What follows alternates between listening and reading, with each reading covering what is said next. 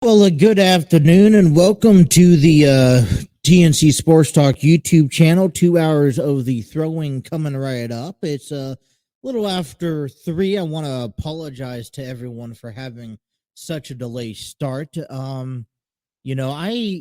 Yesterday, what I noticed, and I absolutely ungodly hate it, and that's when I go into my settings and I get prepped for the show, I found out that my microphone, the microphone I'm speaking right into here, was not connected. And the microphone that was connected to my webcam, which is up here, was connected. And it wasn't, I guess, for me, a good thing because I sound completely different. I feel completely off. And oh God. And so I was, before coming on today, and I'll tell you about why I had a late start today, I was destined to say, all right, I need to get this microphone fixed. I need to be able to speak through this microphone because I feel I give the better quality. I mean, this microphone is attached to a Maona kind of like a cast box for audio and sounds, and that's where I play my laughter from. That's where I play my cheers from and whatnot. So I got a chance to, so I trying to fix that up. I was getting ready for a 2:00 program this afternoon, but then the microphone wasn't connecting, and I wasn't like, and I'm not going to do this again. I'm going to sit here and make sure the microphone's correct. So I had to push it back to 3:00, and I apologize, you guys. It's very new because the half the day is already gone. The sun's kind of starting to set, and man, I feel terrible. So I apologize for those who originally catch this program, in the morning, midday. This is not a permanent thing. This is a temporary thing, and I hope that we don't have to deal with this. We don't have this issue again. So got that fixed. Like I said, I was just getting some stuff done today. Kind of slept in a little bit, something well over needed. And, I was originally scheduling for things like 10 a.m. Then I pushed it back to noon, and then I got to push back to 2. The wife wanted to hang out with me, and I'm all for about it. Try to make that equal time and balance among everyone. So we're here for 2 hours today. Kind of a little bit more on I guess, downhill, trying to figure out what we're going to talk about. Let's use Cody Rose saying, what do you guys want to talk about? And a couple of things kind of jump out. I really don't know where this show is going to take us. But a couple of things jump out as we talk some sports. And I got my notes kind of all over the place. So I guess we're just going to see where today takes us. We'll get you some sports in the NCAA tournament today, where that stands. I know yesterday I gave you my predictions. I'll post them up after this program because I'm starting to get back into the social media. It's a grind. So if you ask me, and you could ask the colleagues of mine, Trey, and you could even ask Jake, former TNC Sports Talk co-host to this program, and I suck at promoting. Trey was the one who was doing all the promotions on Twitter, all the promotions on TikTok, and he was kind of our social media asset where he just promote. He had the time, he had the energy just to keep on promoting us. And then it came down to ended up coming down to just me working on the content. And so, trying to get back up. I completely suck at promoting. I'm up here on the Facebook page, trying to promote some stories and keep everyone updated. I, posted a couple of things on our Facebook page yesterday, throughout the day. Mainly so kind of like some Cincinnati Red stuff, also posting about Monday Night Raw, the week of the show, the show of the week, and the wrestler of the week for me. Expected expected to do the show today. Head on over to our Twitter page. I kind of did the same thing, so just kind of just updating. I'm working on getting better on that. I noticed yesterday I got 104 views on Twitter, and I'm like, I don't really pay attention to that much stuff. Then I hit on over to our TikTok page, and let me get out of that because I don't want to go live. Ended up posting a couple of the Rey Mysterio TikTok tweet, his induction to the Hall of Fame, and then Roman Reigns, currently, like, since he won the title, all of his opponents that he's defeated in his title run. So we had a little bit of everything. So I'm trying to get more TikTok savvy, you guys, or social media savvy. But it's maintaining it. I think for me, that's where draws the line. So it is Tuesday, March 14th now, 2023. Let's get our numbers correct, as we are currently 17 days away from opening day, from Hunter Green opening up the 2023 baseball season. Okay. We are also 19 days away from WrestleMania 39. And so I think today's program, we're going to talk about some other sports, but today's main program mainly is going to come around to talking about the WWE heading into the road to WrestleMania in just a few weeks and all that fun, good stuff, because there are some, I think, red flags that I am kind of worried about. And I'm not worried because the WWE is notorious for, following through, and they always put out a great product regardless or not. So, I'm not worried, but I'm going to share with you my opinion because I'm not at this isn't the best product that's been shown. What I do know, I want to give you guys out this because we're waiting on audio. We're waiting on a YouTube page because Armchair Booking actually updated an episode yesterday called Catching Up After a Long Absence. I got a chance to sit down with Steve Barber over the weekend, chatted up with him, jumped on a Zoom with him. And it's been a while since February 19th, which is almost a month since, Dwayne, and Steve sat down together and actually did an episode at Armchair Wrestling Booking Podcast. Now, for me, these are my longevity podcasters that I listen to, that I go to. We have each other's phone numbers. We talk, we analyze, we break down things. I listen to their input because they're, they have vast knowledge. And catching up with them, things happen in life, and they finally was able to put up a podcast. Steve's very good about within 24 hours of a recording, he'll put up the YouTube show. What they do is they actually record. So, he's able to put up the audio that night of recording, and then usually takes about, I would say, 24 hours, especially on a longer podcast, to upload the YouTube stuff. Plus, between work, sleep, family, personal life, and all that stuff takes up longer time. So it's great to see them back at it again.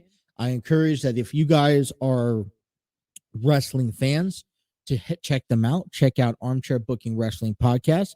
Make sure you get them a follow, a like, and all that good stuff. Steve texted me last night, said, "Hey, I'm going to wear your shirt to on the show," and I appreciate that. I love it. Thank you. And I hope, I think one day we'll return the favor and do an episode probably this week where I return a favor and put on the Armchair Booking Wrestling Podcast shirt. I like to stick with shirts that I'm comfortable with. Um, so we'll do that. Um, what else is there? So we got that going on. Like I mentioned to you guys yesterday, I don't know about my schedule tomorrow. I think it all depends on what happens tonight and how I feel. Maybe I get up in the morning. I have a couple of meetings I have to attend to tomorrow morning, and then it falls into a couple of other things that I have to just kind of do throughout the day. So my window for a show is very small, my time slots, and to make sure I be are is prepared for a program, got to make sure things are completely done and out of the way with. So as far as tomorrow's program, there is a very good chance that I will not be on here and giving you guys a program. I will hopefully, okay, don't hold me to it, don't hold me accountable. I will hopefully be able to hop on Facebook, hop on Twitter, and let everyone know. But we will be back Thursday morning. We will be back Friday also, leading up and talking about sports. So, whatever we don't cover today, if we don't get a chance to cover it throughout the week, just let me know. Um, but and that's I think that's pretty much it. How was everyone's drive yesterday? It was kind of days of flurry, kind of flurries a little bit this morning.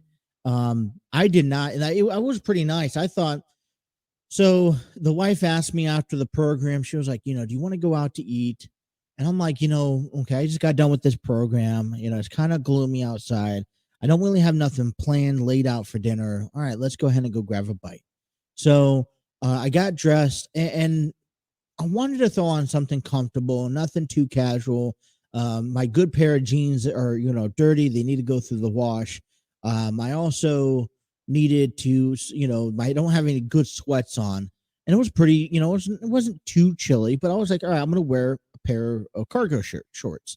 So I wore a pair of cargo shorts and I walked outside to get ready to go pick her up. And, from work, and it's a nice, good flurriness going through. And I'm like, where in the hell did this come from? I didn't see this on the radar all day.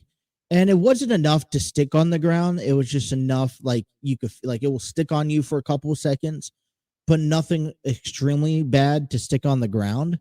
And so, I was like, oh, wow, very, very interesting. Very interesting.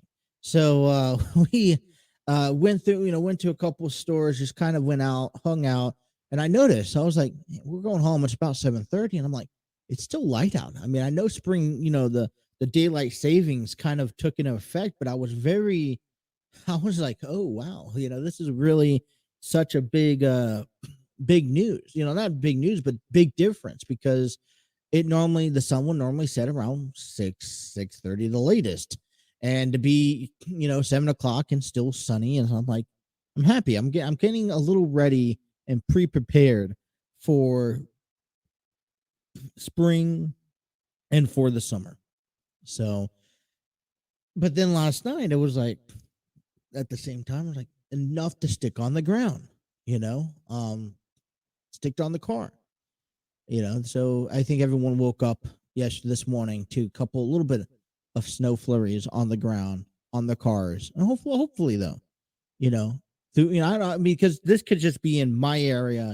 5 minutes up north can be completely different. So we just hope that wherever you guys are at, whatever the conditions is, that everyone is safe and sound, and we get to see you guys on this program.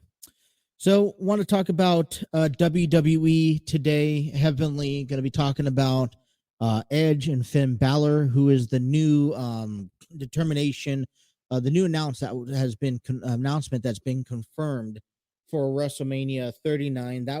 They're going to have their fight inside a Hell in a Cell, which I think a lot of people were predicting that. Few more matches still developing in the works. Some of them I agree, some of them I don't with. At the same time, I think I want to also overall look at the um the way these matches are being put together.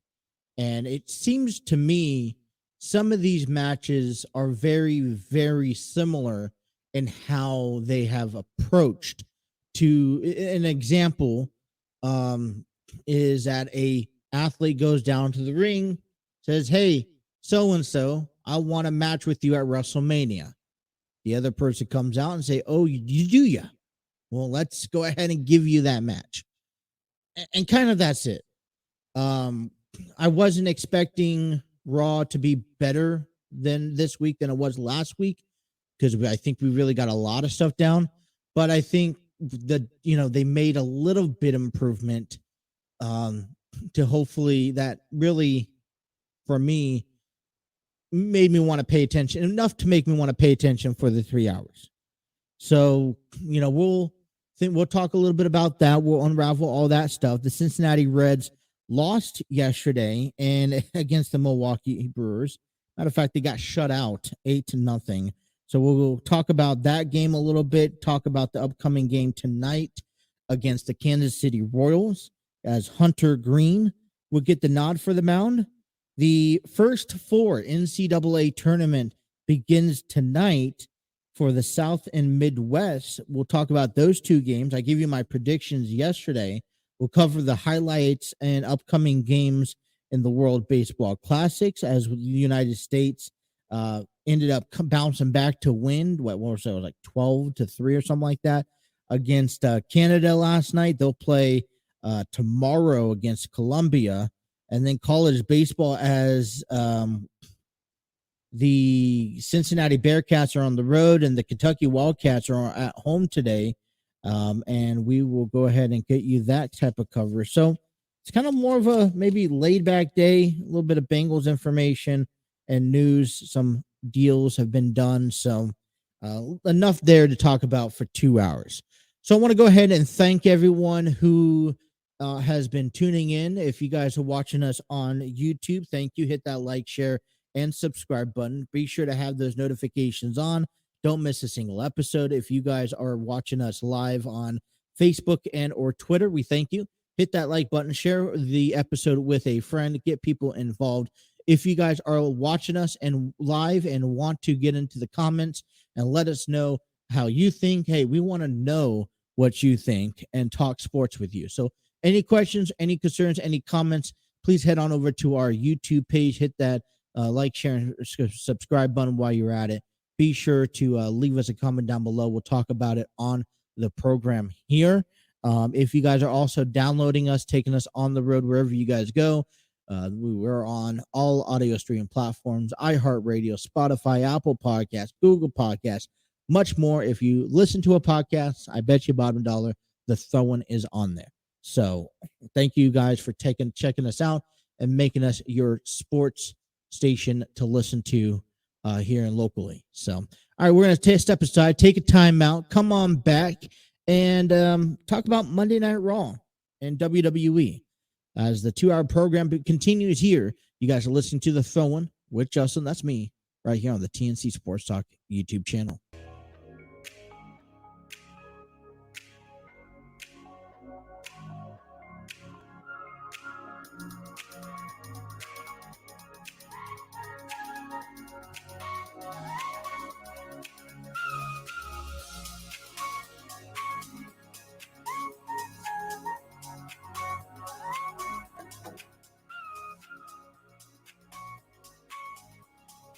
Alrighty, welcome back to the Throw-In here on the TNC Sports Talk YouTube channel.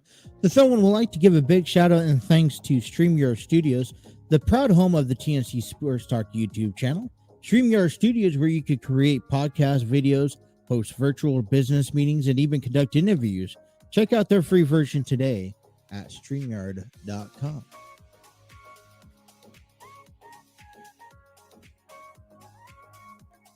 Alrighty. As far as currently sports going on, because we do our program right now in the afternoon today, we have currently in progress in the World Baseball Classic, Canada taking on Colombia, which I believe, from my understanding, I need better glasses. I'm also at an angle to the TV. They're tied 0-0 in the top of the first, on the bottom of the first inning, I believe, maybe top of the first inning, and it looks like I want to say they're, I guess they're in the top of the first inning. Yeah, I don't. Columbia's on the road. I don't know. It looks like they're on the top of the first. I know that it looks like they're on the top of the first inning. So I guess we'll keep an eye out as that game, I guess, progresses and hopefully gives you guys an update. Looks like they're maybe at the bottom. Maybe they have the things mixed around.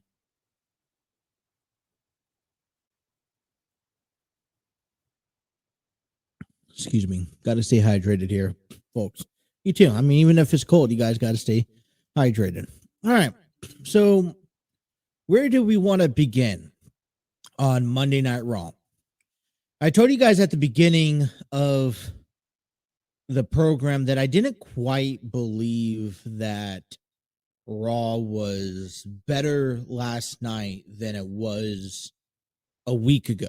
And that's because the reason why I really thought Raw was well put together last week was because I feel like it was organized from start to finish. And I'm not saying that Raw last night wasn't organized, but there was also moments last week where things needed to get put into place, things needed to get rolling and happening, and we saw a lot of that conclude heading into WrestleMania. We're only 19 days away before WrestleMania 39, and there was about, I think, 3 matches announced. And last night we saw one more match announced. But see, when you have matches now confirmed and announced for WrestleMania, the only thing though you can do is now build in each storyline. And I guess here's my grasp on everything when it comes down to building, because you started back in February or at the end of January at the Royal Rumble, where you had Cody Rhodes and you had Rhea Ripley win the men's and women's Royal Rumble match.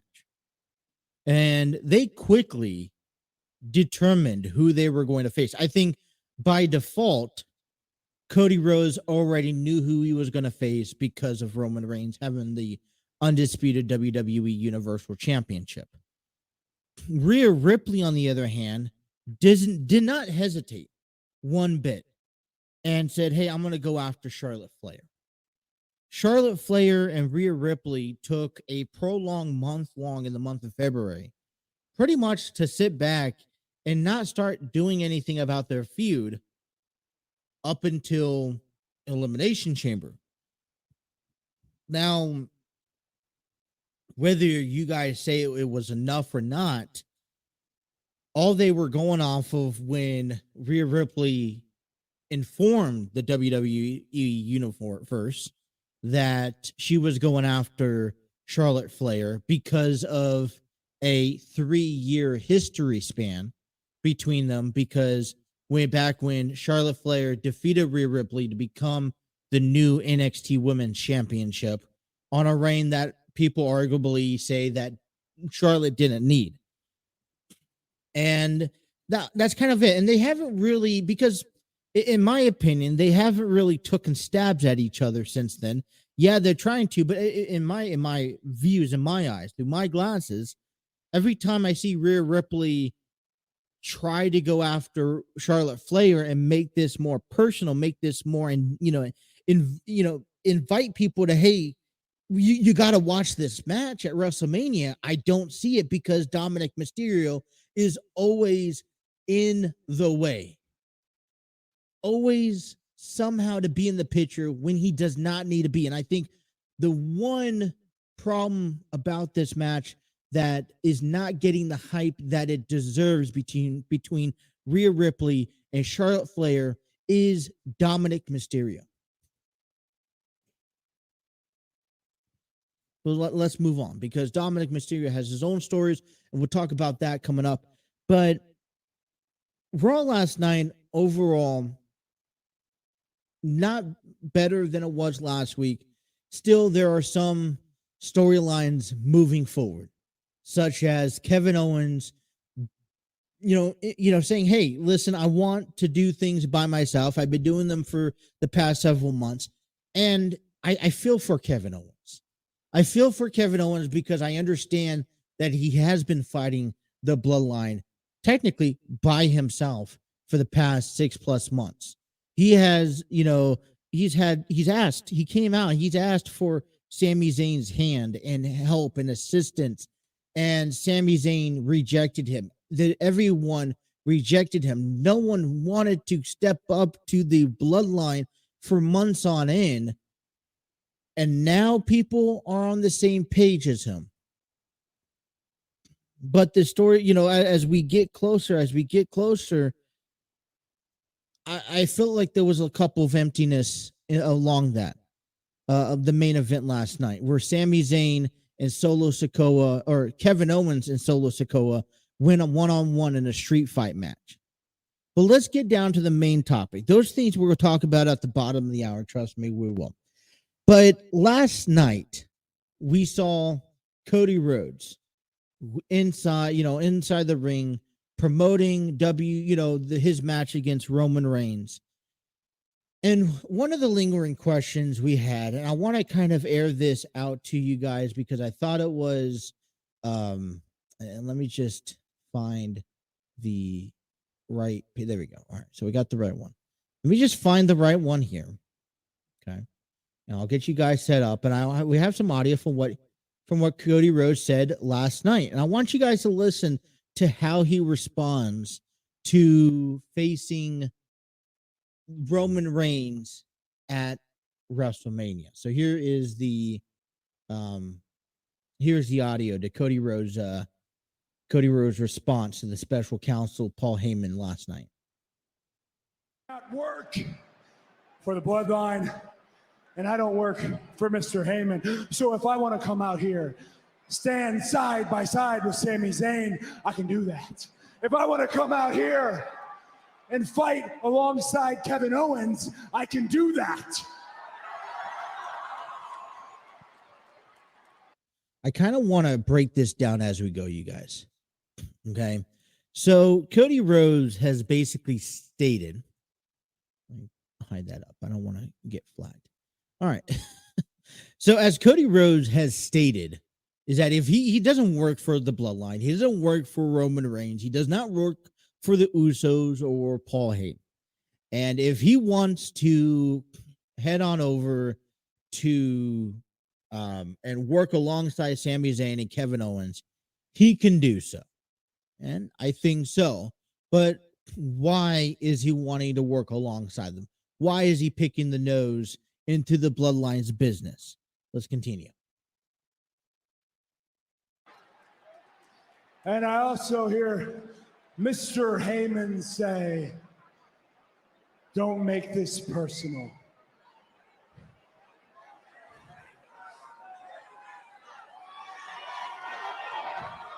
Don't make it personal. What a joke.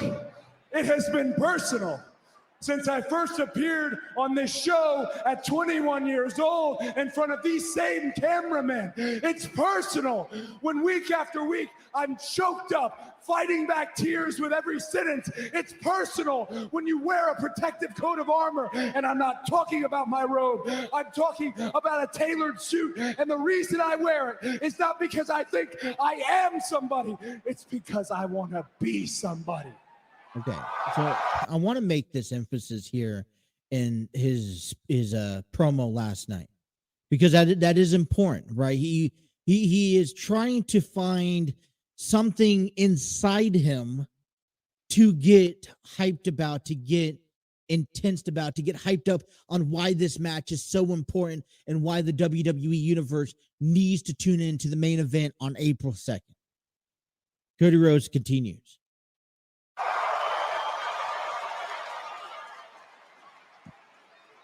Mr. Heyman talking about acknowledging Roman Reigns. I acknowledge you. Okay. You need to acknowledge me. Does he? Interesting. I am not perfect, but my time since I came back to the WWE has been perfect. I am undefeated.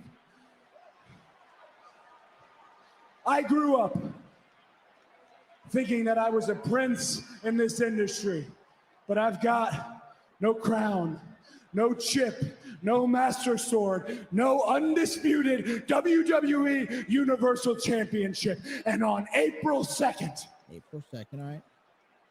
I hear you.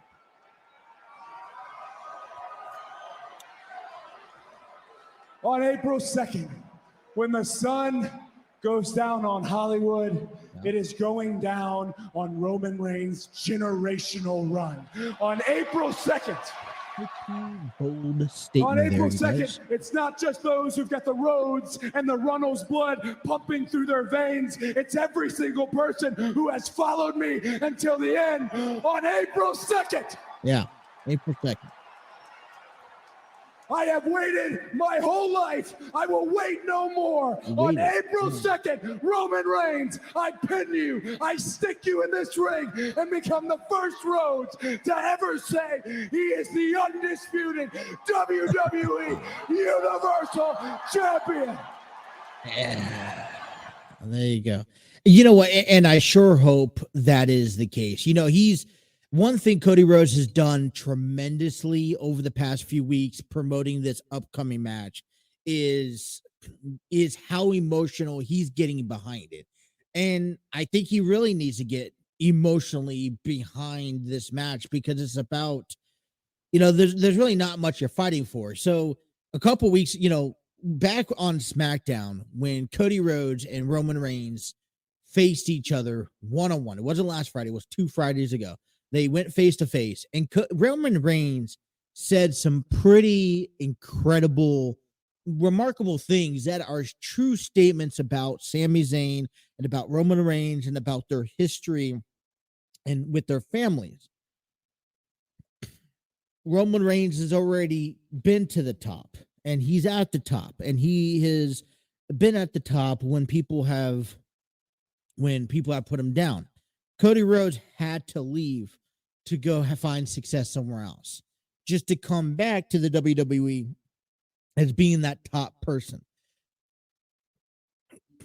I love how Cody Rhodes, every time he comes out and he puts a promo out there, he is emphasizing the need, the desire that the unwritten chapter of the Rhodes family is hanging by a thread.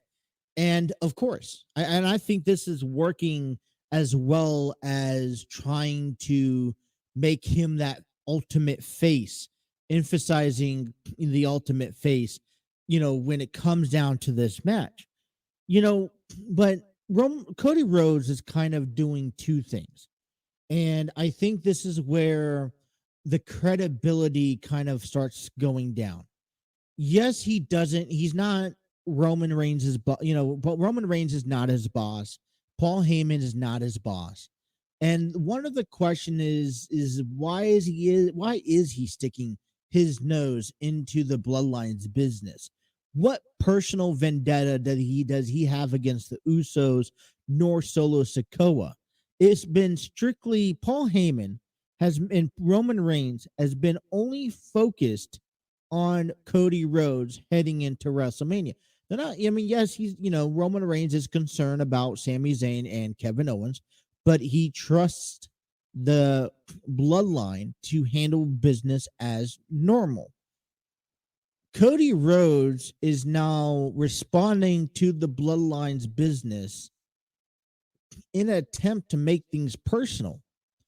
And Cody Rhodes doesn't quite still answer the reason why he is deciding to go to the aid of Sami Zayn and Kevin Owens. I understand he likes them. I understand that Sami Zayn and Cody and Kevin Owens once used to be such, just like Cody Rhodes when he was younger. But my ultimate question is I think Cody Rhodes is now forcing himself to be a problem at WrestleMania. We got to take a break, but I want to come back and continue this conversation because I feel like this is, although Cody Rhodes is favorite and I have him favorite in winning this match, I feel like him putting himself into the Bloodlines, problem, getting himself involved with Sami Zayn and Kevin Owens, which has not been warranted, this entire time. I think that this kind of puts Cody Rhodes in more of a difficult position. Let's take a break. Let's come on back.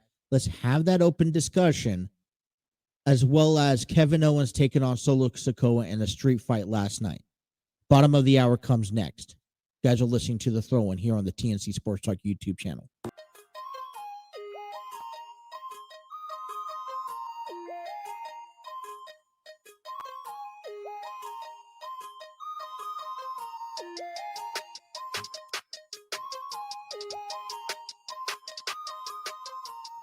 Alrighty, so we had this conversation. I'm just scrolling through Twitter, and I'm getting a lot of things on about wrestling, and this one that came out by Wrestling World CC yesterday was if Cody fails, who's next for Roman Reigns?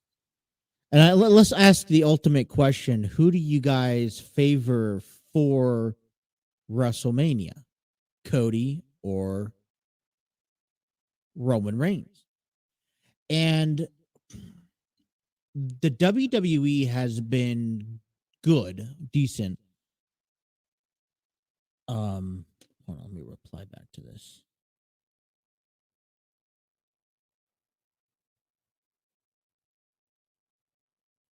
There we go.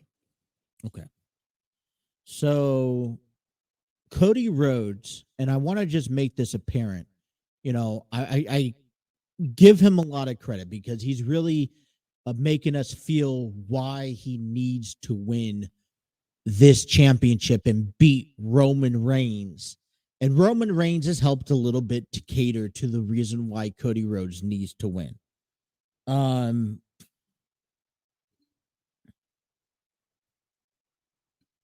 And so my thing is that Cody Rhodes is sticking his nose into the Bloodlines business. He won the Royal Rumble match, and his destiny was to go to WrestleMania and face whoever is the undisputed WWE championship, and that was Roman Reigns. There's no ideal reason why Cody Rhodes needs to address the Usos or needs to address Solo Sikoa. Now, there's a couple of things that went on Monday Night Raw that I liked. One, I get to see Cody Rhodes in ring competing week in and week out, because the reason why I love that so much is because we don't see Roman Reigns compete on SmackDown or Raw often. And we don't get to see, honestly, sometimes we don't see the top stars like Brock Lesnar, like Bobby Lashley. Their limitations in the ring, are very limited, right? And so the athletes that we want to see, they haven't wrestled. Rey Mysterio doesn't wrestle as much as, and maybe I just don't pay attention to it, and that's probably the case, but there are athletes that we want to see in the ring and we don't see much. Okay, how often do you see Edge win or compete in the ring on a live television program? Not often. So last night we got treated from Cody Rhodes to take on, I want to say, what was it, LA Knight? That's who he was facing. So one, I appreciate him keeping himself active in the ring heading towards WrestleMania, because with 19 days away, you would kind of want to make sure your athletes who are going to main event and star WrestleMania kind of benched the last few weeks, making sure that they're healthy, that they're ready for the 2-night Hollywood, event. So my thing is, Cody Rhodes sticking his nose into the Bloodline's business. Now, Sami Zayn is acceptive on it because Sami Zayn's goal is to get rid of the Bloodline. Kevin Owens' goal is to get rid of the Bloodline, but he is determined to do this by himself. And I think that is where one of the biggest problems that we're having right now. And it's good storytelling because while Sami Zayn's on SmackDown doing what he needs to do on SmackDown, and he maybe is having a little bit more success because he's allowing Cody Rhodes to help him, Kevin Owens on this hand is still set and determined that he wants to do things by himself. And last night, I think we saw a clear image and a clear reason why Kevin Owens needs the help. He stated, okay, in a backstage interview last night, that he doesn't want the help, that his street fight he needed to do alone. And this is leading up to, listen, Cody, it was Sami and Kevin, you don't have to be friends. But the whole purpose is to get themselves on the same page because they both share the ultimate goals. Okay. And the only reason I think as a WWE fan, why we see Cody Rhodes get involved with Kevin Owens and with Sami Zayn is because Kevin Owens understands where these two men are at. And he understands that they need that little push. And it's very difficult to watch WWE right now because we are starting to see, unfortunately, the downhill spiral with Sami Zayn. He was at the top of the food chain a few weeks ago at Elimination Chamber. And he goes and he loses against Roman Reigns. And I said, God forbid he loses, we're going to have hell to pay. And we are seeing the hell to pay. He is still destined, of course, to go for the Bloodline and the Usos now, and especially now since Jay and Jimmy and Solo Sikoa is back on the same page. It's now said that, hey, listen, there's only one solution, and that is to beat them and to get those tag team titles. And I strongly feel, and as a fan, I want to see these two main event. One was something I heard of the other day on a video interview. The tag team titles have never main evented WrestleMania, right?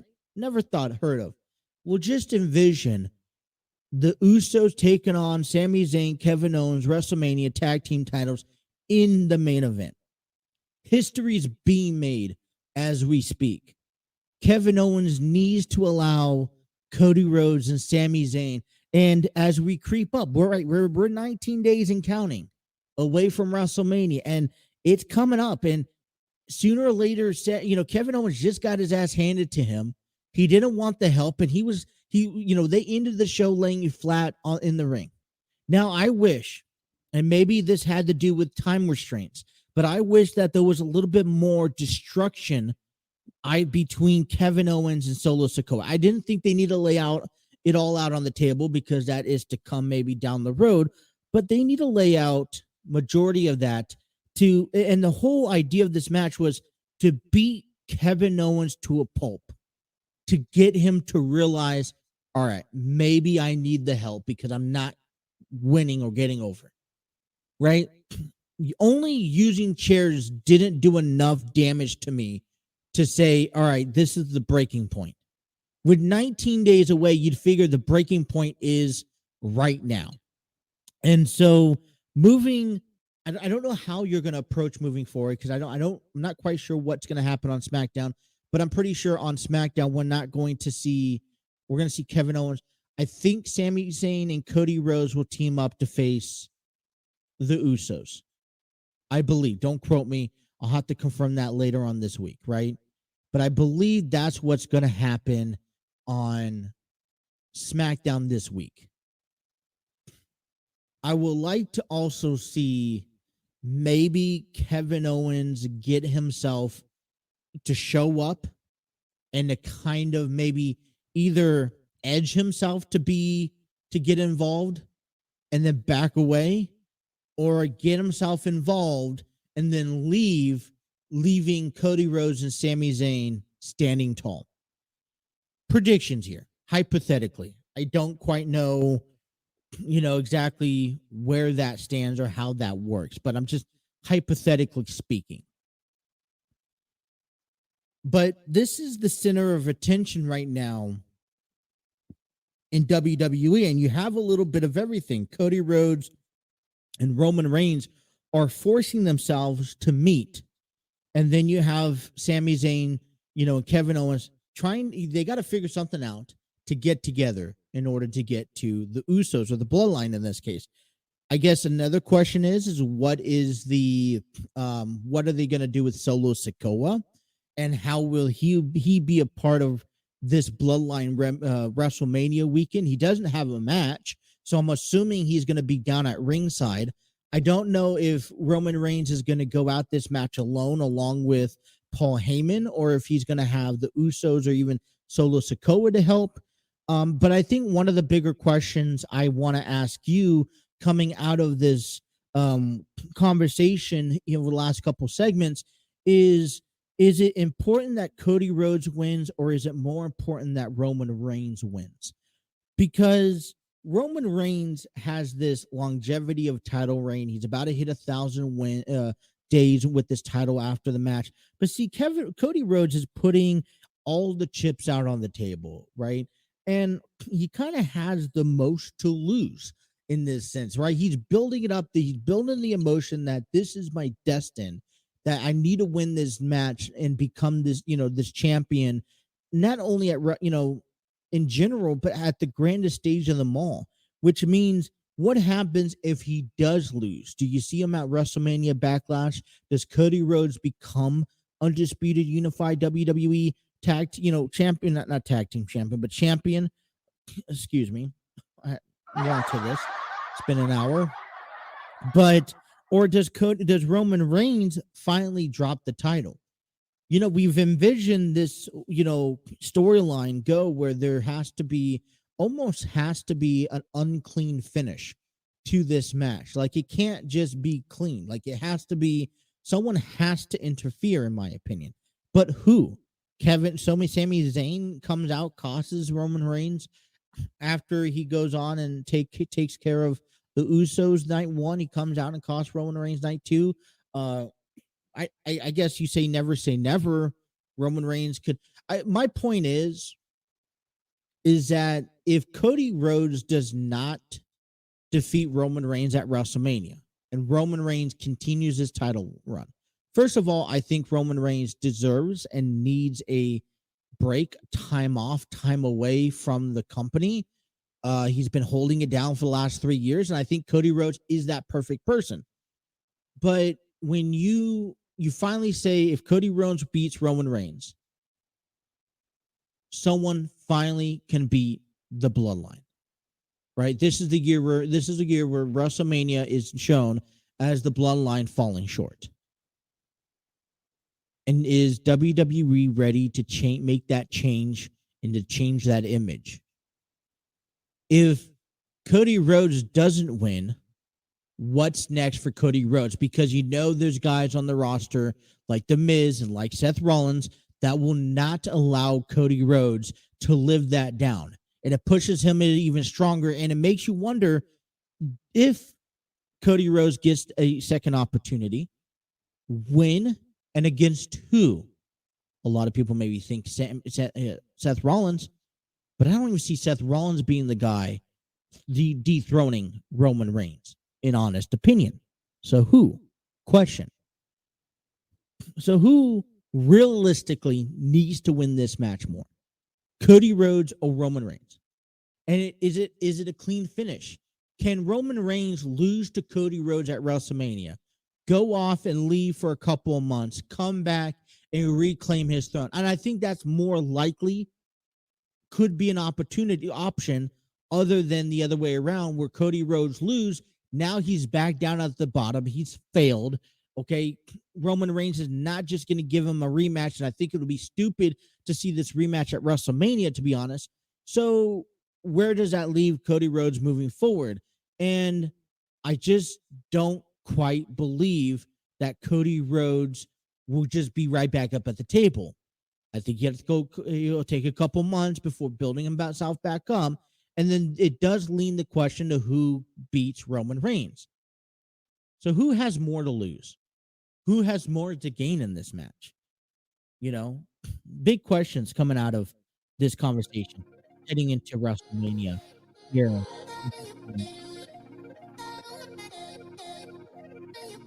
Alrighty, hour number 1 is complete. Coming back in hour number 2, we'll talk some Cincinnati Reds baseball. They fell short to yesterday's game against the Milwaukee Brewers. Really not much to talk about, but all the other games coming your way. And then we will return back to professional wrestling as we still have much more to come. Hour number 2 here next. You guys are listening to The Throw-In on the TNC Sports Talk YouTube channel.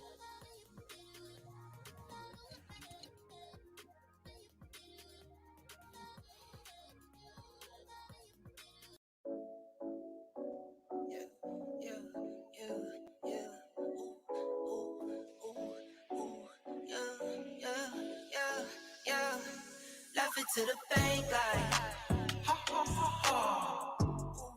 Go, go. Laugh it to the bank like ha ha ha ha. Yeah, I got it in tens, 20, 50, hundreds, tens, 20, 50, hundreds, tens, 20, 50, hundreds, tens, 20, 50, hundreds. Laugh it to the bank like pedal to the floor, need no brake lights. In the dark, watch me make light.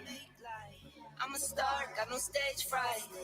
Please don't get me mad, I'm a nice guy. Alrighty, hour number 2, you guys. Welcome back to The Throw-In. Little afternoon adjustment today. Want to give a big shout out over to Spreaker from iHeartRadio. Spreaker, where the Throw-In uploads every episode each and every day, except for over the weekends. If you guys are looking to create a podcast and you guys need a platform to distribute your audio podcast on, Spreaker is the perfect option, and the TNC Sports Talk YouTube channel is proud to be using Spreaker to upload Throw-In. You can find a Throw-In on Spotify, Apple Podcasts, Google Podcasts, iHeartRadio, Spreaker, Podchaser, Podcast Addict. If you listen to a podcast, we're pretty sure we're on there. Check out the Throw-In today. Download us. Take us on the road with you wherever you guys go. So, alrighty, it is Tuesday, and a couple things coming around the world of sports. Here, it wasn't too exciting for the Cincinnati Reds last night or yesterday. They ended up falling short to the Milwaukee Brewers, getting shut out actually 8-0. They allowed 19 hits and 8 runs. Brandon Williamson put 2 in a third inning, 4 hits, giving up 3 runs, striking out 4. He picked up his first loss of spring training. And, Brandon Williamson was mentioned yesterday as one of the guys who is currently competing for a 4th and 5th spot in that rotation for opening day.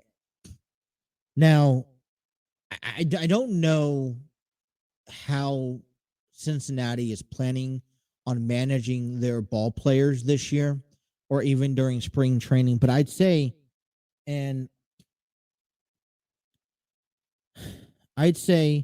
that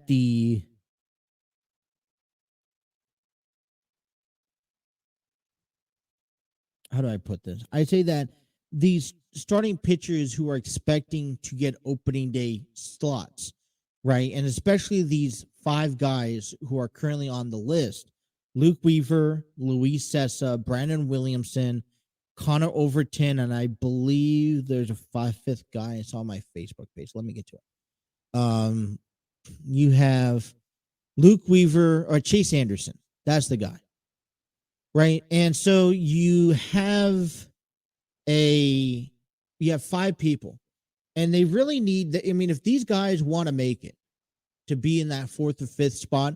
And I also recommend, and maybe they already have something in the works, I recommend that they get the opportunity to throw a starting guy in the rotation.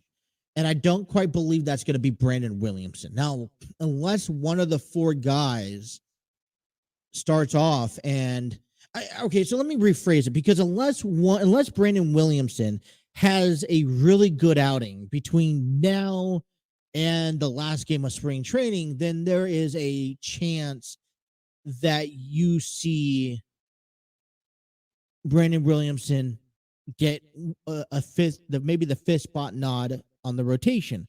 But as of right now, I don't have any hopes. Nothing bad against Brandon Williamson. I just don't have any hopes of him making the ball club come opening day.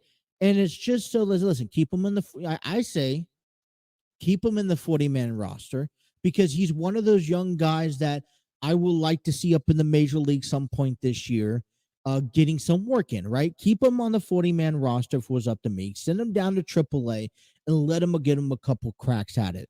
I'd rather you already you're starting off with Hunter Green, Nick Lodolu, Graham Ashcraft, that probably, are already exciting to see, because we already saw a little bit last year. We get to see the progress being made this year.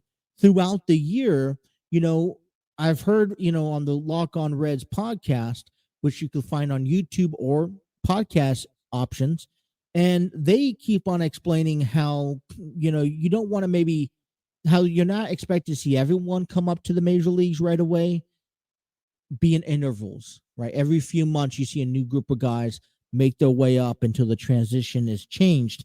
And Brandon Williamson is one of those guys on my list that I would like to see in the middle of the year, maybe towards the end of the year, depending on how well he's pitching, and just not rush that process, because this year alone is about the establishing 3 men that may be a key element to the Reds' future, and that's Hunter Green, Nick Lodolu, and Graham Ashcraft.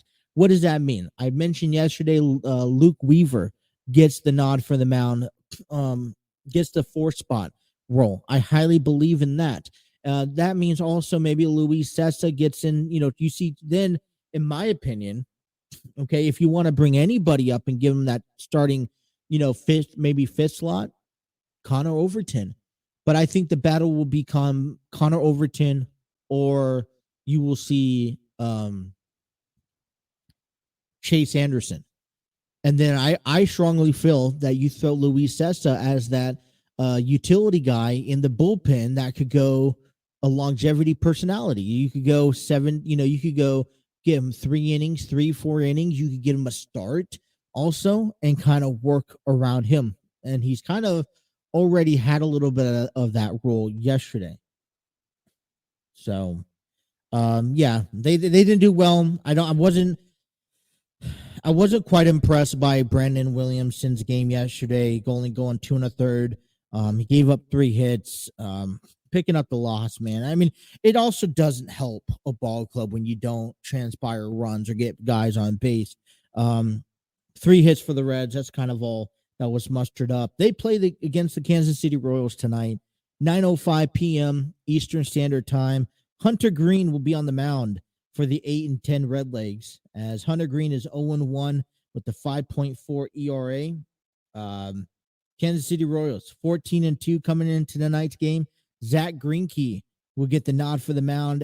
He hasn't recorded win or loss yet, and he's 1.8 ERA. So the Reds are going to have their work pretty well cut out for them as well. Couple of college games going on today. We're looking forward more so tomorrow, because Xavier will have their first home game of the season after a month-long West Coast trip road series. They will be home to Michigan tomorrow, but today at 6:30 p.m., Indiana Hoosiers will be on the road in Kentucky to face the Wildcats, as Cincinnati Bearcats are on the road to begin a 2-game series against Winthrop Eagles. That is also tonight. Tonight, later on today. Baseball World Baseball Classic. We have, and it reminds me of one thing. World Baseball Classic. We have the United States beating Canada, getting back on the top streak there, as they beat Canada 12-1. They will have today off. They'll go back in action tomorrow, I believe, facing Colombia at home at 10 p.m. on FS1. Colombia is 1-1 on the season. This is the C pool. They're currently in second place.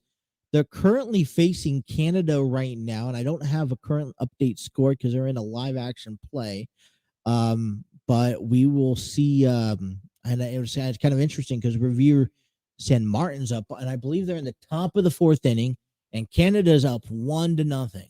So we'll get to see United States take on Colombia, and then that's kind of it. They'll determine who's making it in. Now, Cuba and Italy for Pool A has made it into the quarterfinals.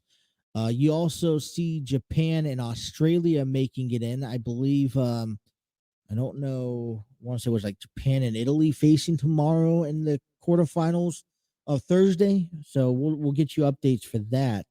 But World Baseball Classic is kind of a lot of games still yet to be played, but kind of wrapping down here as we move into the tournament style. The first 4 NCAA tournament begins tonight actually at 6:40. For the South region, we have, I just forgot, I just put on my notes. So in the South region, we have Southeastern Missouri State taking on Texas A&M CC at 6:40 for the South. And at 9:10, we will see the Pittsburgh take on Mississippi State for the Midwest. If we don't do a show tomorrow, and that's still up in the air, like I said, more likely we're not. But Wednesday, we will see FDU take on Texas Southern for the East at 6:40. And then at 9:10, we'll see Nevada take on Arizona State for the West there. Coming also for couple other news coming around for the Cincinnati local area. We saw a couple of re-signings earlier last week. Joe Bocci, 1-year extension. Jalen Davis, 1-year extension. Well, yesterday, Jermaine Pratt got a 3-year, $21 million extension on his contract. Linebacker secured back into the Bengals team, as we also re-signed, extended Michael J. Thomas as a safety for a 1-year extension.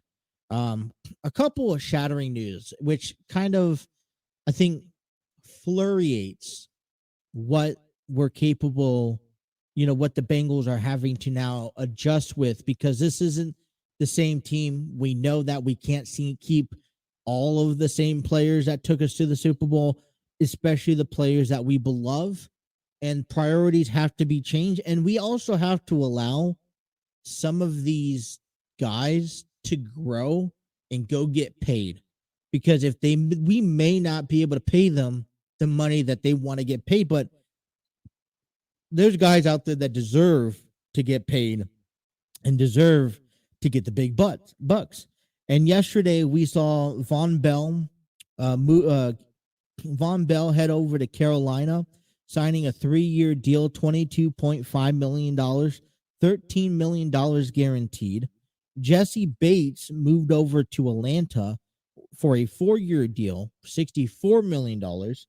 And, as much as it hurts, because trust me, it does hurt a little bit, because we relied on these guys to carry the team. And for the past few years, we've also been prone to unknowing what they're capable of doing. And now to imagine the Bengals without these 2 players in Jesse Bates and Von Bell, one, how will they replace them? And 2, will the players that they replace them fit with the program better than what we had with them?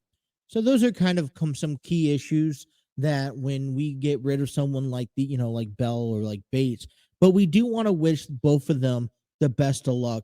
Listen, they both deserve to get paid. And Jesse Bates, listen, Atlanta for 4 years, $64 million. I would always say a good players like these two guys deserve not only to get traded and get paid, but go to a winning ball club.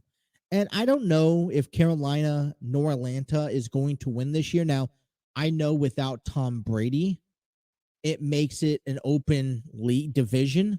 And I don't know, I said that, with Derek Carr signing with the Saints, right? That maybe almost closed the gap between who do you really have favorite to win the NFC South. But, you know, overall, the NFC South is open, and you will see, Von Bell and Bates face each other in 2 games this year, which is going to be interesting to watch. And I would be excited to watch that throughout the year. But they deserve to get paid. And not only they deserve to get paid, hopefully they go to a winning team. And that's what they need. So we wish, on behalf of the TNC Sports Talk YouTube channel, the best of luck of Von Bell and Jesse Bates. That is your trip around Cincinnati and the local sports. Also, a little bit of college basketball as we still inch closer to, the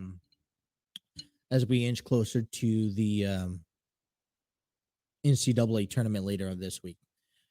Alrighty, I want to take a break and come on back and discuss with you guys a little bit more about wrestling. A couple of stories that I want to talk about this second hour of the program. One's going to be an Austin Theory and John Cena yet again.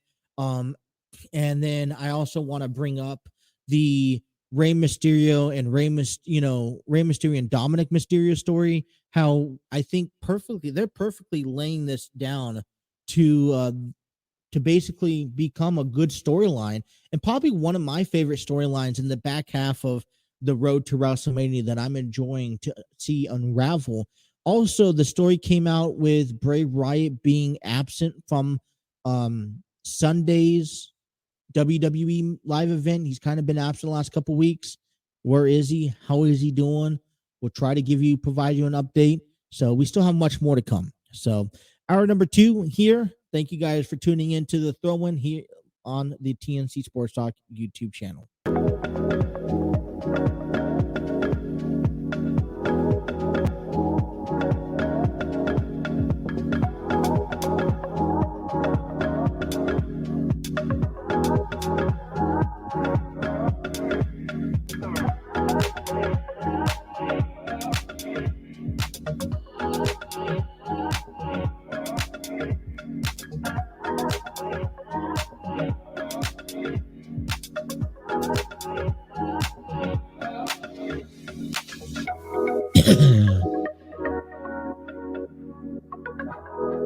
Alrighty, welcome back here to the throw-in and hour number 2.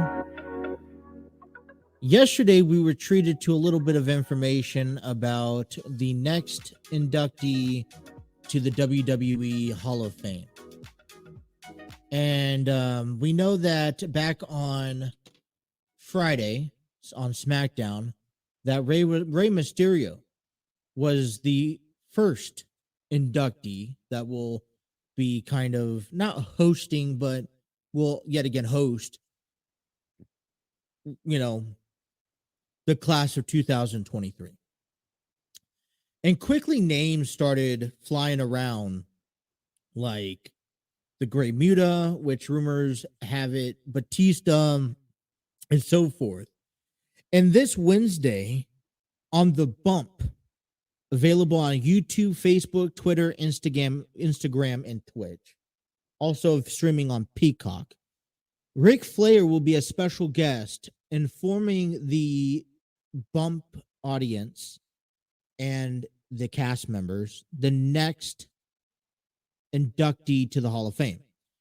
Now, can we throw out any ideas or suggestions who should be in the Hall of Fame? I like to see, There's a couple of people I actually like to see. Batista, oh my god, mm. The Great Muta. There's a handful of people. I don't think that needs to be a big class. And but you talk about Rey Mysterio, and we'll talk about let's talk about him here in a moment.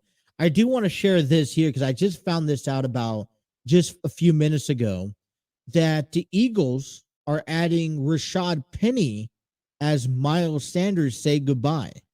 That was kind of about 4 minutes ago, available on ESPN. I'm gonna open it up, and because I was just kind of looking through, and NFL World reacts to horrible Eagles news, and that's not the case. Let me pop that up also.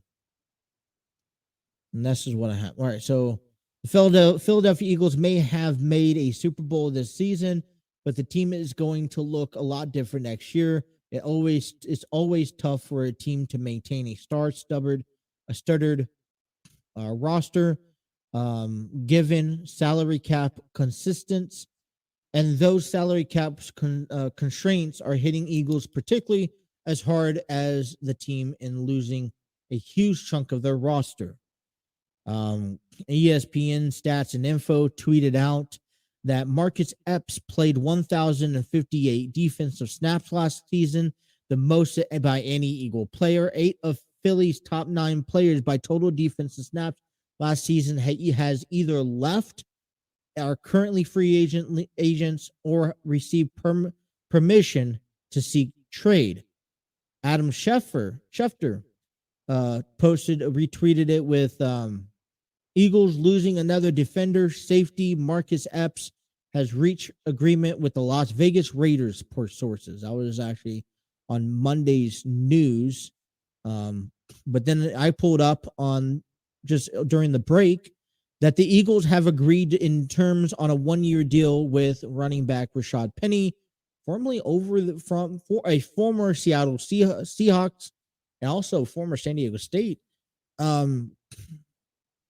A league source told ESPN, confirming multiple reports, Miles Sanders has been a lead back in Philadelphia for the last 4 seasons, posting 3,708 rushing yards and 20 touchdowns over that stretch. Sanders is a free agent and is considered one of the top valuable players at his position this offseason. Sanders signaled his time with the Eagles could be running to an end on a Tuesday afternoon to the city of Philadelphia, thanking you from the bottom of his heart. So yeah, some interesting news coming out of Philadelphia over there. So my question for you guys is among Rey Mysterio. And Rey Mysterio, I'm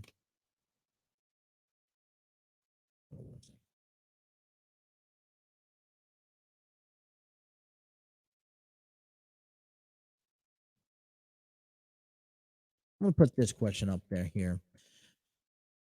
And we saw Rey Mysterio be inducted to the Hall of Fame this year. And I want to reiterate what I said yesterday, because Rey Mysterio, alongside Ric Flair, and I believe alongside, who was the third person? There was someone else. It wasn't Goldberg. Okay. What ended up happening, what I was trying to say is these 3 guys are being inducted to the Hall of Fame without officially announcing a retirement. And so when we talk about, okay, well, we saw Edge, he still wrestles, and he's in the Hall of Fame. Yes, that's very true. But Edge had to technically retire, step away due to an injury, then which led to a which led to him coming back and be inducted to the Hall of Fame and then coming back. I'm talking about an official, they're still wrestling. They haven't retired yet, and they haven't had to take a break, which they haven't taken a break long enough to retire. So what I want to talk about here is how this feud between Rey Mysterio and Dominic Mysterio is kind of coming together. And, for the longest time, the option, the optimism of seeing Rey Mysterio and Dominic was inevitable, right? Rey Mysterio has been saying from day one he will never wrestle his own son or child. Okay. And in a sense, it's, I understand that. Over the last few months, it's made it very difficult for Rey to maintain that promise to the WWE universe that he will not ever wrestle his own son in a match. And I guess this now is being taunted even more.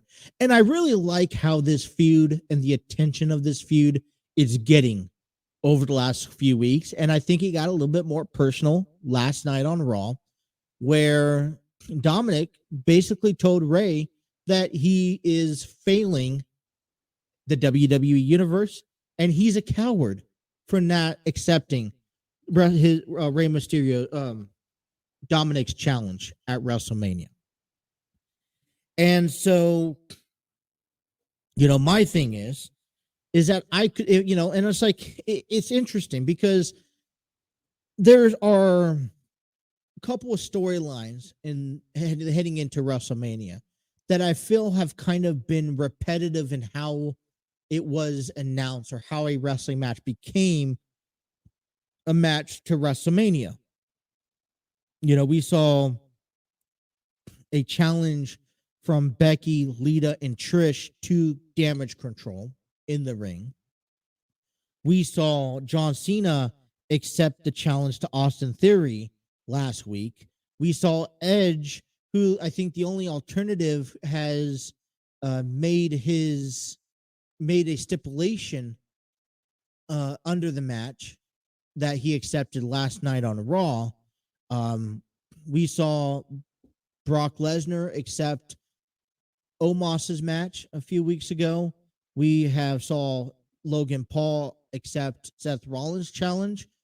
And so we're seeing challenge after challenge. What we're seeing with Dominic and Rey is this slow buildup, and you're using family from the attacks from like the holidays. We're seeing what else are we seeing?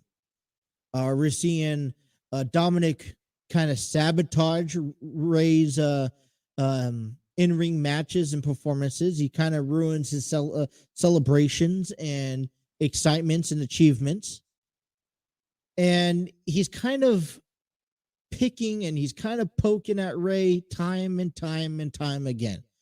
And last night, we officially heard it from Dominic that he wants a match at WrestleMania. Rey says, no, I'm not going to face you. Dominic calls him a coward. And I love how Rey just continues to walk away.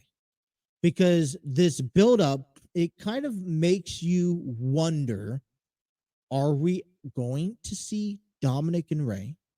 And if so, when will Rey snap? Because week after week, program after program, we are seeing Dominic push Rey to the limits, and everybody wants him to snap. Now, if I was booking WWE closer to the road to WrestleMania, I would honestly say, because a lot of people know that this match is favored to happen, I would say get this involved into the Hall of Fame ceremony. I don't believe the WWE has interfered between the Hall of Fame and what's on the road to WrestleMania. And what I mean by that is that let Conan, let Rey go out there, do his thing, and then get interrupted by Dominic. And this is where the line is drawn in the sand, right? Saying, all right, let's do the match. Do it on Sunday, do it on Saturday, I don't care. Wait, have the WWE universe go through the next 3 weeks leading up, going into the Hall of Fame ceremony before officially announcing this match. Thoughts? This is, for me, this feud is one of the better feuds in the back end of heading into of the road to WrestleMania, because of the reason that we have been forced to wait and actually have to sit back and think, okay, what are we going to see? When are we going to see it? And each and every week when we think we're going to see it, we have to wait another week or another program at least. And that's what makes this feud so much entertaining. This is what makes you want to pay attention, because I don't know when the next time Ray is going to show up on Raw, and I don't know what's going to happen next. And what is Dominic going to do next to, antagonize Ray to the point where he may want to snap? If it was up to me, I'd wait and I'd push this as long as possible. I'd come up to the Hall of Fame. And I think, wouldn't it be perfect as you're building this heel Dominic to ruin Ray's Hall of Fame ceremony, his induction into the Hall of Fame, by having Dominic come out, and this is like, you know what? Enough's enough. What do you guys think? That was the same thing that I wish John Cena kind of did also, in a sense. Last week when John Cena came out and Austin Theory came out right behind him, challenging him to a WrestleMania match, offering him a championship match at WrestleMania. For me, I thought, you know what? That's kind of downgrading this potential match. And, yes, I see resemblance between Cena and between Theory. And I think this would be a great match that Theory should be winning to kind of maybe get some push. But when John Cena first said no, I think that's all it needed to be. Because you have given Austin Theory everything he's wanted over the past few weeks, over the past few months. And there's no doubt that, he's doing everything he can to capitalize on every opportunity that has been given to him, right? But what you did last Monday was the same thing. You just enabled everything that has been given to him, everything that he wants, he gets. John Cena should have remained it strictly no, frustrating Theory, pushing him to a breaking point where he demands a match last night on Raw. Then maybe next week we finally see John Cena say, you know what? You get it. I'll give you the match that you want, but I want to tell you this. I was looking out for your safety, and now all bets are off. You want to dig your grave, you would wait for all that good stuff to happen next week, because now it gives you content for next week. Because now you set the match last Monday. Now we have 3 weeks between now and WrestleMania where really there's not much to tell for Austin Theory. You can't go put him in a title match because you already know he's going to win. He's not going to go lose the match because the title match is on, the title is on the line against John Cena at WrestleMania. 2, you're not going to really throw him in anything, dangerous. He's kind of been working with the Street Profits yesterday. We may see him go against Montez Ford next week. Okay. But, he's not going to be a part of I wanted to see a little bit of fear in Theory's eyes, that you have this guy who has the United States Championship. You have this guy who is, who should be in WrestleMania, not have a WrestleMania match. And he has to wait for John Cena's answer, who had, the ball in his court for the next month. This way you kind of break Theory down a little bit so you could bring him back up after facing John Cena. And I feel a little bit you're at a stalemate with this match. The build up to the match did not intrigue me. I thought it was going to be a little bit more, hanging on it just a little bit more. We did not see that. All right, let's head to the bottom of the hour. And there is someone that doesn't have a WrestleMania match that maybe should have a WrestleMania match, but we may see a repeat of last year and a resemblance of Seth freaking Rollins and another athlete that is on SmackDown. We'll talk a little bit about that coming up next, and we'll finish off a program for this afternoon. Thank you guys for tuning in to the Throw-In right here on the TNC Sports Talk YouTube channel.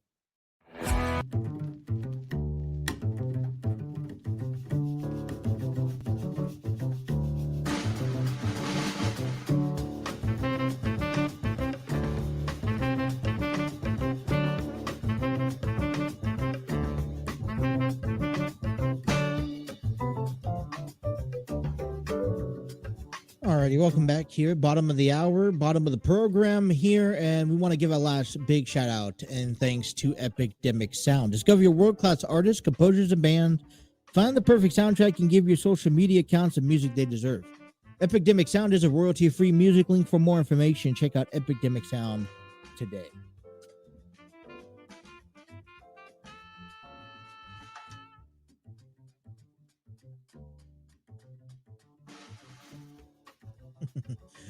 I want to just chat it up here down with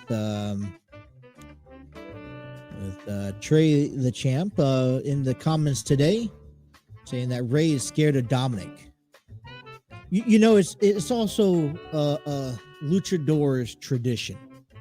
Okay, we've seen a lot of luchadors tradition over the last few weeks in the WWE, and one of them is passing along that torch. And Rey Mysterio decided to pass along that torch to Santos Escobar. Trey mentioned Rey is scared of Dom. I don't think so. I don't think Rey is scared of Dominic. I think Rey, you know, this is not something that you live up to do, to fight each other. You live up to be tag teams and tag team champions, and they've already done that. But okay, so here's a question for you, Trey. Leave me a comment down below or respond back to this. Ray is scared of the Judgment Day. Okay, I can see that. But how much, let me put it this way. Rey Mysterio, Dominic Mysterio, WrestleMania, how much is on the line if Rey Mysterio wins or loses? Nothing. He doesn't gain anything. He doesn't lose anything if he loses this match. How much did Dominic have moving forward? If he loses against Rey Mysterio, I think he loses everything. Okay, he loses all credibility. He loses everything that he's attempted to accomplish while he's away from his father. Okay, he's also, you know, he's lost respect. He's lost his dignity. You know, he failed if he lost against his father. You know, Judgment Day has proven to be bad for him. If he wins, what's next? What has Dominic really accomplished? Is Rey Mysterio a big enough legend in the WWE universe to where if Dominic, his son Dominic, wins, it will put him over? Could Rey Mysterio put Dominic over? And that is, I think, my biggest question coming out of it, because it's not about what they could do in the match.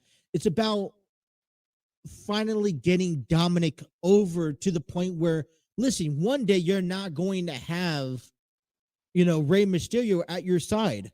You know, you're not going to have Rey Mysterio that you could go pick in the side here and say, hey, I'm going to pick on you because you're the little man in the room. A win or loss at WrestleMania doesn't do nothing for Rey Mysterio and his credibility, his Hall of Fame career. This is why he's being inducted on March 31st.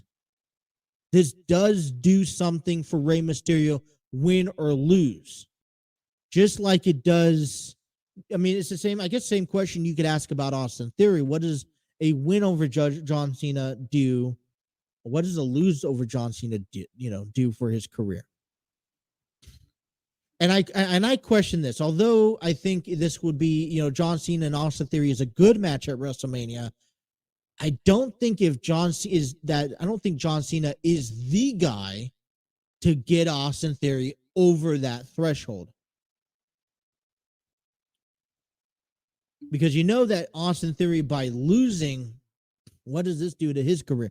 Same thing with Dominic Mysterio. What does this do to Dominic Mysterio's career if he wins? He wins. He's gonna brag on that he's the guy that beat Rey Mysterio. Okay, I just don't see enough there going on. I'm not saying it's going to be a bad match. I'm not saying it's going to be a good match. I mean, it's an entertaining match. It's a match that I would see because I grew up on Rey Mysterio. I love Rey Mysterio. He's, from my hometown in San Diego. Let's see what Trey has to say. Obviously, Rey is scared of something because he won't hit Dom. He won't have a match. Maybe Dom needs to come to the Hall of Fame and talk to Rey.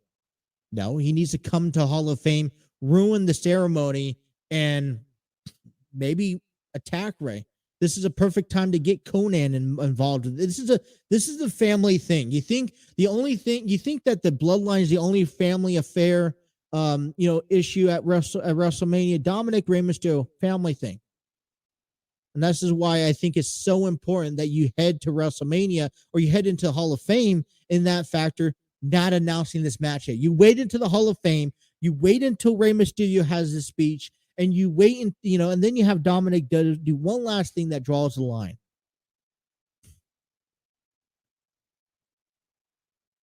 I'm sorry, but I'm on the same page as Rey. If I was, it's just like, when you're in baseball, you want to play with your child. You want to, LeBron James wants to play with his son on the same team. You don't necessarily want to play against him. I don't think Rey Mysterio, what family really wants to face against each other?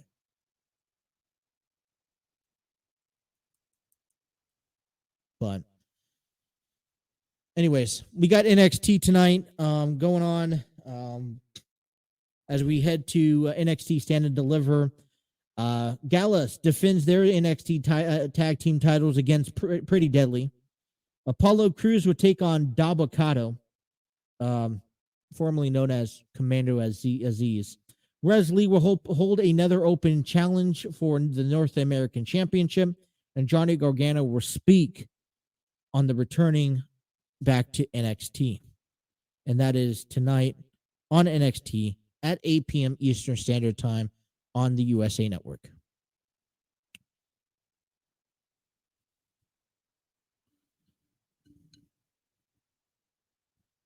So, before break, I told you guys that there is an athlete that is kind of running into the same situation that Seth Rollins, had last year, not having a WrestleMania match. As a matter of fact, there are a lot of wrestlers right now on that roster that probably should be booked for WrestleMania and still doesn't have a ticket to WrestleMania on either nights. Now, I don't know. I haven't heard nothing, so I don't know if there's going to be a men's, Memorial Battle Royal, or if there's going to be a female Memorial Battle Royal. So that is still waited to be determined. And I'm assuming that if you haven't said anything yet, there is still nothing along that line. But LA Knight, I guess, is being teased about over the last few weeks, being someone who doesn't have a WrestleMania match. And, we could quite see him being a squash match at this year's WrestleMania. And the first person that comes to mind, I've been seeing it a lot on Twitter. Just ALYX shared a couple hours ago. He said, picture this. LA Knight comes out on SmackDown this week and demands to have a WrestleMania match, a WrestleMania match this year. Adam Pearce says WWE will find him an opponent, but he won't know until the show. He'll come to WrestleMania, and then the glass shatters. Stone Cold Steve Austin comes back and has a match and faces LA Knight at WrestleMania. Now, I don't know if you guys would even think about enjoying this or not, but this is not the first time I've heard it.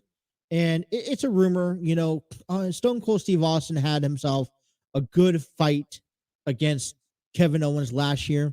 I personally think that it should stay that way, in my honest opinion. If you're asking me, I still would like to see The Undertaker have one last final write-off at WrestleMania. But I think that's been pretty relevant back at the anniversary of Raw, that's not going to happen. Right? He's pretty content where he's at, and I don't see him honestly getting a tombstone up again. But the options of Stone Cold Steve Austin returning for another match at WrestleMania, is there anyone else that probably deserves one last run at a WrestleMania moment? Because I feel like Stone Cold had a pretty good moment last year in Dallas for both nights. I don't see that he needs to have another one. I could definitely rule out Hulk Hogan, right? Definitely don't need to see that. So I guess the question is, LA Knight's not a big enough talent or star to bring in someone special. Does he even get a spotlight at WrestleMania with a surprise entrance return or something like that? I don't know. I mean, WWE is known to have those little its and bits of surprises, but in all honesty, I would just honestly keep them out. In my opinion, don't really need nothing special. I don't need to see Stone Cold back again. I mean, he'll get a nice kick. What's going on? But I don't need to see him back again. Last topic I kind of want to bring up here. I'm not going to go much into speculations. I'm not going to go into saying stuff. And this is just because it's been lingering. Apparently, Bray Wyatt's been kind of nowhere to be found the last couple weeks. Ever since his last outing, he's kind of been MIA. And there's been reports of that he's been ill, that the WWE and Bray Wyatt has been hiding this from the WWE, from the fan base for quite some time. They're still scheduled to be a WrestleMania match between Bray and Bobby Lashley. And there's also reports that this is all part of a storyline to bring back Alexa Bliss and Bray Wyatt together. Bobby Lashley is he needs a match at WrestleMania. Whatever the direction goes. Hell, okay, if Bray Wyatt cannot show up for whatever reason, cannot show up at WrestleMania, you will see. I swear, put Bobby Lashley out there, and that's fine by me. Okay. Or even throw Bobby Lashley back at Brock Lesnar, have him do some sort of interference. Okay. I will say this, and I may get turned on the heads, and this is why I'm not going to speculate it, because regardless if this is real or this is part of the storyline, I don't find the reason to mess with the story such as this one. Okay, we've seen athletes, we've seen talented athletes come and go and have, they've been put in dangerous positions because of mental health, because of physical health, whatever the case may be. And I'm not one to see anyone get hurt mentally, physically, emotionally. And whatever Bray has going on in his life, it is his own business. And we can only be here to support him. Now, I've already shared with you guys the thoughts of this match and my thoughts of the run that Bray Wyatt has had coming back to the WWE. Not a big fan. Just like I'm not a big fan of the WWE's work with Braun Strowman. You would most certainly think that they would have plans for Braun Strowman, but they don't. And I think it's a little ridiculous. Whatever Bray Wyatt's going through, whatever he's dealing with, as of right now, in my opinion, I'm going to treat it as it's a real thing. And, we saw this a couple years ago where Jon Moxley took initiative because he wasn't in the right state of mind and he took time away from wrestling. I'm not, like I said, I'm not speculating, and I hope that we do see Bray Wyatt here. I pray that this is a gimmick. This is part of the storyline on why we don't see Bray Wyatt right now. That we're going to see this big return at WrestleMania because he's someone that you keep under wraps. But if he is out there, if he's truly injured, if he's truly going through something serious that involves him taking time away from wrestling, dealing with something personal, then I wish them the absolute best. Because he's a human being at the end of the day.